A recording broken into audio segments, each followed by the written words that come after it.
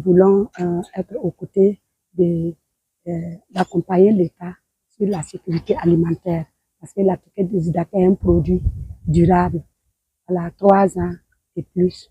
Voilà, nous pouvons lutter efficacement avec ce produit contre l'insécurité alimentaire. Le projet PAC, nous avons reçu beaucoup de choses.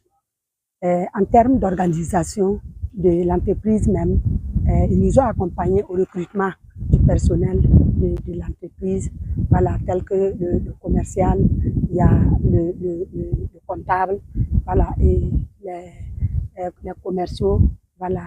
Et au niveau du marché aussi, ils nous ont accompagnés pour la participation, voilà, à des manifestations promotionnelles de nos produits.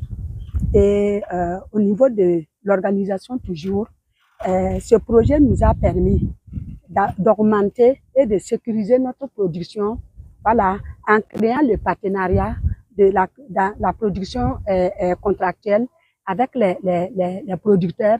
On assure notre approvisionnement. Voilà, donc c'est un partenariat que ce projet nous a permis, voilà, d'assurer notre approvisionnement en produits de matières premières. Voilà, et partant de ces partenariats, les partenaires tels que les producteurs, ils ont reçu des formations, ils ont reçu des intrants. Voilà. Et aussi, comme on l'a dit, il y a dans la transformation du manioc, il y a des maniocs qui sont au milieu, tels que les unités qui font la pâte, qui sont aux côtés des producteurs, voilà, qui ont reçu des équipements pour la production de la pâte. Voilà, donc, et qui ont reçu des renforcements de capacités rentrant dans le cadre de la formation en technique de production et en hygiène. Voilà, donc, maintenant, au niveau des équipements aussi, comme on a eu le renforcement de nos équipements, voilà, un moyen roulant pour la livraison des taxis-motos et des frigonettes pour la livraison. On a reçu aussi pour renforcer le travail parce que ici à Pabré, il y a à chaque fois des coupures d'eau. Or, vous voyez notre produit, on transforme beaucoup, on travaille beaucoup avec l'eau. Donc, on a été accompagné pour la mise en place d'un forage. Voilà, et surtout le gros lot qui est le déshydrateur, qui est une grande difficulté parce que, par exemple, cette année, on a reçu une commande de 370 tonnes à travers l'interprofession manioc. Mais comme les équipements qu'on avait, c'était bon pour la saison sèche. Mais le marché est allé jusqu'à la saison pluvieuse. Ça nous a fait un peu de pertes parce que en temps de pluie, le matériel qui était là ne pouvait pas faire le séchage. Mais avec ces déshydrateurs-là, même en temps de pluie, comment, nous, on peut travailler sans perte et on va sortir des produits de toute qualité.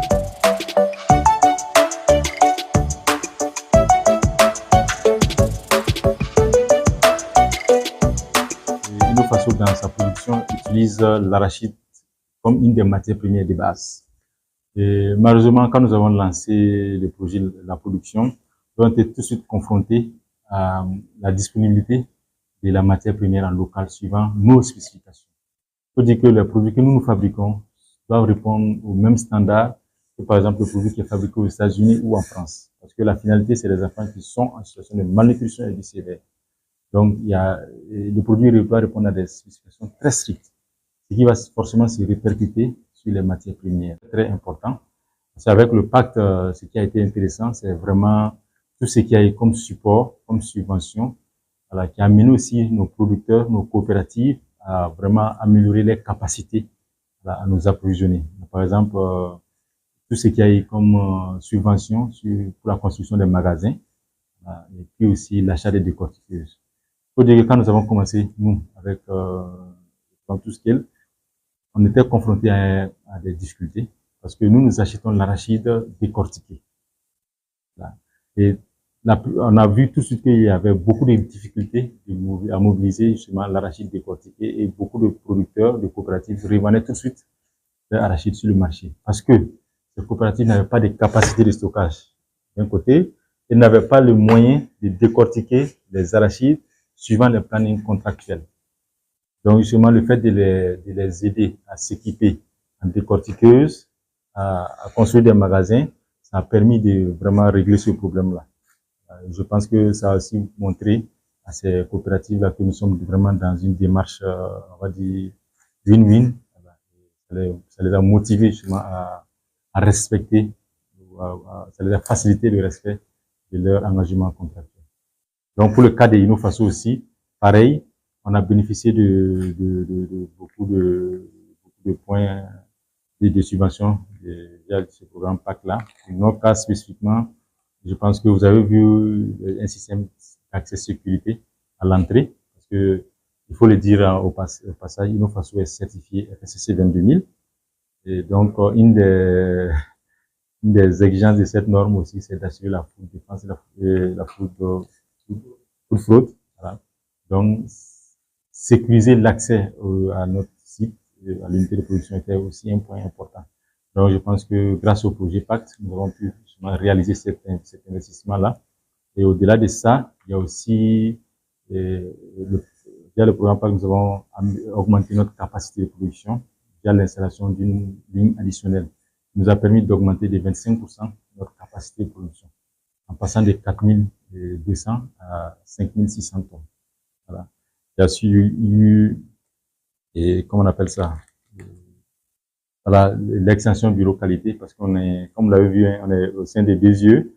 On a commencé au sein des technopoles, et tout de suite, on a été confronté à des problèmes d'espace, dont des problèmes de bureau. On a commencé quand même Innofaso avec une équipe de 7 collaborateurs. Aujourd'hui, on est 110. Donc, ça veut dire qu'il y a eu des travaux d'extension aussi qui ont été réalisés. Et une des subventions du pacte a contribué à créer des bureaux additionnels pour les territoires qualité.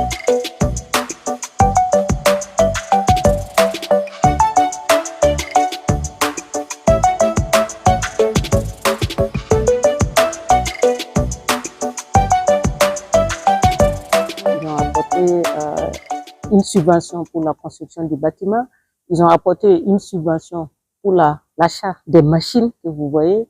Et pour l'abattoir, ils ont apporté une contribution pour les bâtiments, autour de 150 millions. Que nous avons reçu du pacte en subvention directe. Et franchement, je pense que je leur ai toujours dit, je suis dans la production animale il y a 20 ans. C'est la première fois que je bénéficie directement d'un projet où vraiment il n'y a pas eu beaucoup de bruit, quoi. Mais le travail a été bien fait, l'accompagnement. Ils ont été à l'écoute. Parce que moi, au départ, c'était un peu compliqué. Mais au fur et à mesure que j'exprimais mes idées, que je disais ce que je voulais faire, ils ont accepté d'accompagner les idées que j'avais. Parce qu'au départ, on ne s'accordait pas parce qu'il y avait déjà les lignes directrices du projet, mais qui ne cadraient pas avec ce que moi, je voulais déjà faire. Parce que souvent, le problème des projets, ça ne marche pas pour ça. Parce que les projets viennent déjà prédéfinis. Quelqu'un a écrit un projet pour dire que c'est ça qui va faire ton bonheur. Sauf que si tu vis ton activité, tu vis ton projet, il y a des moments ça ne coïncide pas. Encore faut-il que l'interlocuteur accepte de t'écouter. Et moi, ce que j'ai apprécié au pacte, c'est qu'ils ont accepté, ils ont été à l'écoute de tout ce que je mettais comme idée. Et ça nous a permis à la fin d'avoir un très bon résultat.